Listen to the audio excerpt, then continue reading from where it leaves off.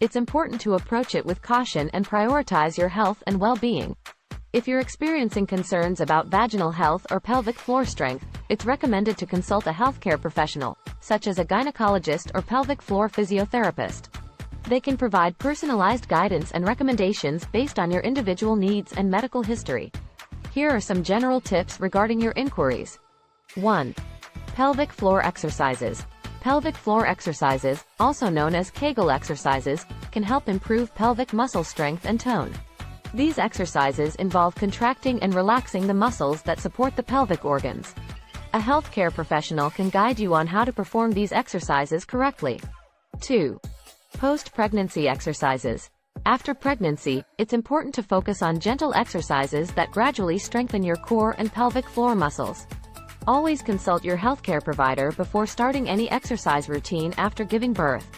Some post-pregnancy exercises may include pelvic tilts.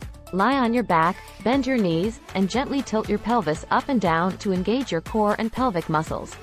Knee lifts. While standing, lift one knee at a time toward your chest, engaging your core and pelvic floor muscles. Deep breathing. Practice deep diaphragmatic breathing to engage your core and promote relaxation. Walking.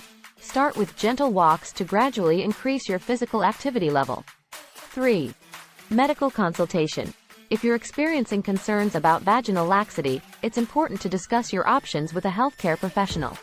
They can provide information about potential treatments, such as non-surgical vaginal rejuvenation procedures, if appropriate for your situation.